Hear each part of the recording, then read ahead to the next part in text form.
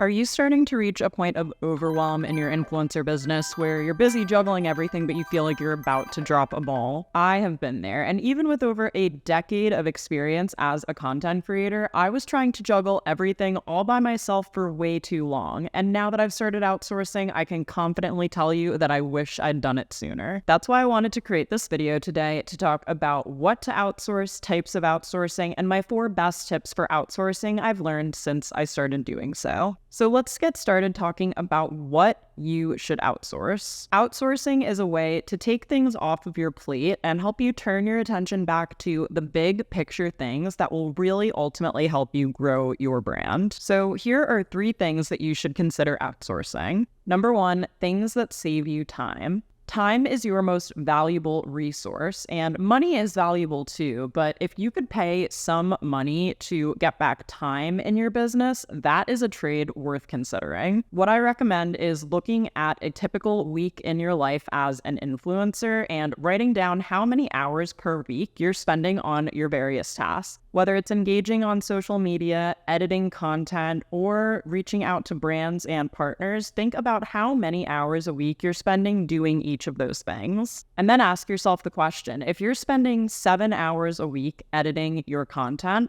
what if you could get back 7 hours of your week because you're outsourcing your editing? Now that is really powerful. That's almost an entire day's worth of work that you could be spending on doing big picture audits, finding really helpful contractors, thinking about different ways that you could be creating content and expanding your brand online. So getting time back is absolutely key. The second thing you should consider outsourcing is things that help you streamline your business. And basically what we mean by streamlining is just making everything much easier, developing a processes or having a system in place so that you are able to run your business more effectively. So that might look like hiring someone to come in and set up your entire email drip sequence from the time that someone signs up for your email list to the time that you want to pitch them a product.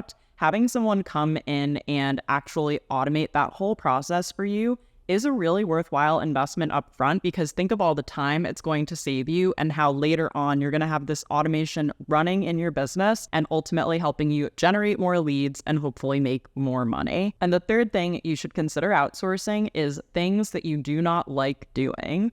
If you hate organizing your inbox, if you hate doing the finance side of your business, think about different ways and different people who might be able to come in and take over those tasks for you so that you don't have to waste your precious time and energy on things that you don't like. When in fact, oftentimes there are plenty of experts out there that you can hire who will come in and do it, first of all, much faster than you will do it, and who will actually enjoy doing it because that's their chosen area of what they're best at. So things that save you time, things that help you streamline, and things that you don't even enjoy doing. Now let's talk about the different types of outsourcing, because when I first heard about outsourcing and started thinking about, well, I'm not ready to hire someone though to full-time come on my team, I didn't realize that there were many other ways that I could be outsourcing in the lead up to getting to that kind of step in my business. So that's exactly what we're going to do here. We're going to talk about 4 different ways that you can outsource, and we're going to start with the most cost-effective and affordable and work our way up to the most expensive way to outsource. So the easiest and most cost-effective way to outsource tasks in your business is by investing in softwares and tools.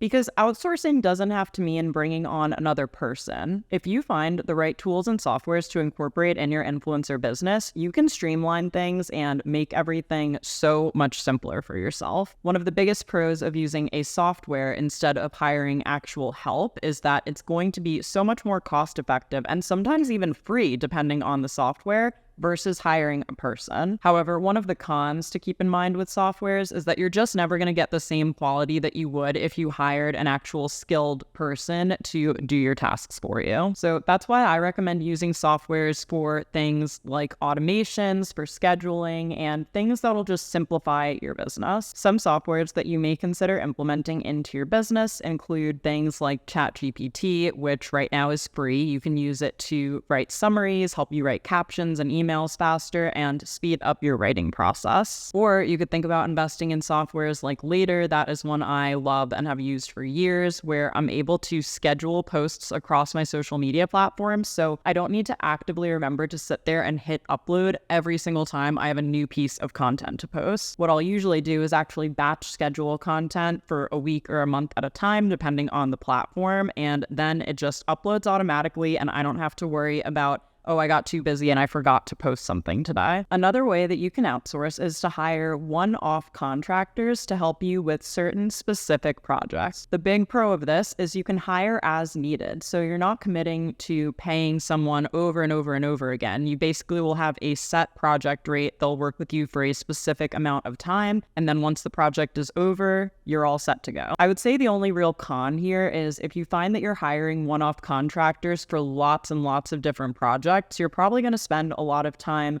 communicating, onboarding, negotiating contracts, and just making sure that everyone is on track. So that might be a lot to manage. If you're doing this, I would highly recommend spacing out those projects so it's not too much to manage and coordinate all at once. So maybe one quarter you want to work with a website designer and get your website up and running. And then maybe in a different quarter, you want to work with a graphic designer to create a logo and branding. Other examples of times that I've hired one-off contractors include hiring a lawyer to help me with my business trademarks and also hiring a virtual assistant during the 2 months that I was launching my course. So those are two examples of hiring someone for a specific project or for just a specific amount of time where you know you're going to need an extra set of hands. Another way you can outsource is by hiring a recurring contractor. So before we were talking about hiring a one-off contractor where they're helping you with a specific project or for a specific set of time. A recurring contractor is someone who you work with time and time again in your business. I think the biggest pros overall of hiring a recurring contractor are for you as the person hiring, you get that familiarity and that consistency in your business. And for the person that you're hiring, the contractor that you're outsourcing to, you're able to have them get super familiar with your brand and also give them repeat business, which is always great. I think one of the only cons to call out here is if you're working with a recurring contractor, they probably have lots of other clients in addition to just you, especially if you only need them for a few hours a week. But you'll know right away if you're working with someone who knows their workload and has time to dedicate equally to all of their clients, or if they are the type of contractor who is always overwhelmed and missing deadlines. You will find out very quickly which way it is. So one example of a recurring contractor in my own business is Sean, my YouTube video editor, who's editing this video right now. Having him as an editor has really helped transform my videos from the raw content that I'm sitting here shooting, talking to the camera all in one take, into an engaging video and piece of content that you all enjoy. And now that we've worked together for a couple of months, we have this kind of editing style down. We have transitions and templates and all of that stuff to make the process pretty streamlined and easy. And I am also able to share feedback that Sean is able to implement over time. And the more I share and the more he adjusts, we're able to get closer and closer to all of the finished product that I ideally want my videos to be, which is so exciting. And then the last way that you can outsource is to hire on full-time employees. So whether you're at that point right now or you feel like you're going to get to that point in the next few months or even years, hiring a full-time employee means that you are going to have someone with you basically for the entire duration of a work week. The biggest pro here is you have someone who is going to be fully on board with you, who is getting consistent income from you, and who therefore is going to be just as invested in your vision and helping you grow. They're really going to be in the trenches with you day in and day out, helping you build your brand and being that consistent person that you can always turn to for help. I would say there aren't even really cons to having full-time employees, but what you do want to consider is the cost of taking on a full-time employee. The reason the cost is going to be so much higher if you do take on a full-time employee is because you are also going to need to potentially do things like provide them with health insurance and health benefits. And not only that, but it might even alter the structure of your business. If you are currently working as a sole proprietor or a single member LLC, as soon as you take on a full-time employee, the structure of your company needs to change. If you were a single member LLC, you need to become just a regular LLC. immediately, but depending on your revenue, you might even want to look into other business formations. So if you're at that point where you feel like it's time to expand and hire a full-time employee, think about what that role might look like. You might want to consider hiring on a full-time assistant to help you with anything you may need, or a more specific role like an operations manager or a brand manager. So now that we've reviewed the 4 types of outsourcing, from tools and softwares to one-off contractors to recurring contractors and full-time employees, I want to hear from you. Which of these are you currently using in your influencer business, and which of these would you like to use in the future? Leave me a comment down below and let me know. So now that you know what to outsource and a few different ways that you can outsource, I also want to share 4 of my best tips for outsourcing that I've learned from over the years. Starting out with tip number 1, which is to take advantage of free trials. While softwares can be much more cost-effective than hiring help from an actual person, some of them can still add up and be expensive. So if you're thinking about incorporating a new software into your business, take a look to see if they offer any free trials. They may advertise a free trial directly on their website, or for those of you in the know, there may be influencers or other content creators who work as affiliate partners for certain softwares where they are able to share codes or links that will give you free trials to a lot of these softwares. I actually have a bunch of free trials linked down below in the description box. They're in the description box of every video for a lot of the different softwares that I use, and some of them are just direct affiliate links. However, some of them also give me the chance to give you a free trial of that software. So all of those are linked down below, and if there is a free trial available, I usually try to include that. For example, I know that my Canva affiliate link will give you a 30-day free trial of Canva Pro. So if you're considering investing in Canva Pro, which I highly recommend, I have so many videos about Canva, but that's for another day, or you want to try a 14-day free trial of Later, which is what I told you earlier I use to schedule all my social media content, those 2 are definitely available down below, and anything else will be always in the description box. My second tip is to not be afraid to test the waters. Again, I think there's this idea of really being scared with outsourcing because you think that you hire someone and you're stuck with them forever. But I feel like if you just approach it with, hey, I really want to work together and I'd love to see if we would be a good fit. You know, if you like working with me just as much as if I like working with you. So a lot of contractors would be open probably to the idea of doing a paid test assignment. And I would make it very clear, hey, I would love to do a paid test assignment with you. Would you be open to, say, editing my first YouTube video? I'll pay your rate and then I can share feedback and see how it goes. I think 9 times out of 10, if a contractor is interested in working with you and has the bandwidth to do so, they would easily accept that paid test assignment. So you can see what you're getting, you can see an example of it, they'll get paid for doing it, so it's all fair game there. But you can have that expectation set up just to say, if this isn't working out for one reason or another, then this will be our only assignment. Another big tip I have for you when hiring on contractors is to give them onboarding materials. I feel like this does a few things. Number 1, having onboarding materials, having a process or an explanation of the task that you're hiring them to do in your business and any specifics that they need to know going into it will arm them with information so that there are fewer questions later on. And it also just makes you look official and like you have your shit together. So for example, when Sean and I first started working together, I created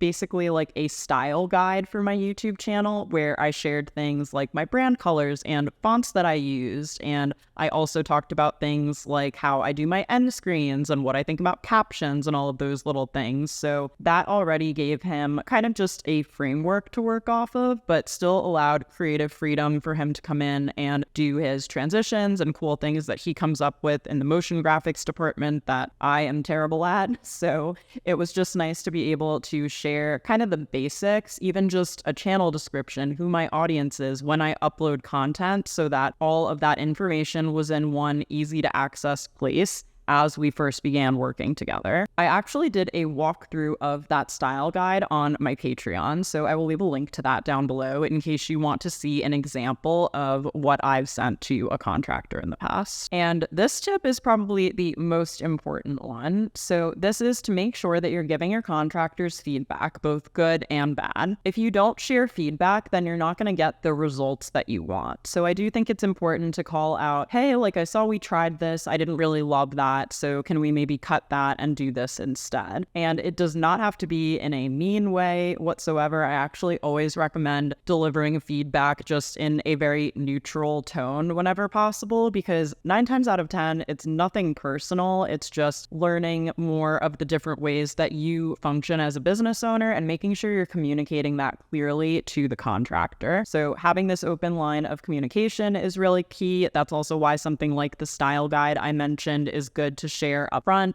We talk a lot on this channel just about documenting your processes as a content creator, even before you're ready to hire out help, because then when you go to do that, you can just hand over your processes, your documentation, and make someone's job easier. That being said, I also think it's great to call out when a contractor goes above and beyond or does something really creative and use it as positive reinforcement. Be like, oh, I love how we opened this video this week, or I love how you personalized this email to make it sound like I'm really up to date on what that person is doing because you saw on LinkedIn they got promoted recently and you added, oh, congrats on the promotion to this email I was going to send out. Like, all of those little details make your life as a business owner so much easier. So making sure that you acknowledge those, especially when you have a contractor who you love working with and you're in a good rhythm with, is a great way to ensure that you are letting them know that what they're doing is great and that you appreciate them. And overall, again, when it comes to outsourcing, whether you're hiring a person or you're using a software, try it out, see how it goes, and at the end of the day, trust your gut. Because if you're trying to force using a software to do something that actually used to take you less time before you tried using the software, or if you start working with someone and you can just tell that you're not vibing, trust your gut. Your money from your business income is very, very important, and you don't want to be spending it on a software or a contractor that's just not a good fit for you ultimately. So don't be afraid to test the waters, see how things go, but make decisions that are best for you at the end of the day. I really hope you found some useful tips and takeaways from today's conversation. If you're not already, please consider subscribing to my YouTube channel. It helps me out more than you know. It lets me know that you're liking my content and keep coming back for more. And if you actually want to watch another video where I talk more about expenses as an influencer, so what we covered today here, contractors and softwares count as business expenses, I actually have a whole video where I break expenses down in an even easier to understand way. So I'll leave that as the up next recommendation on the screen if you're interested in checking it out. Thanks so much for watching, and I'll see you in my next video.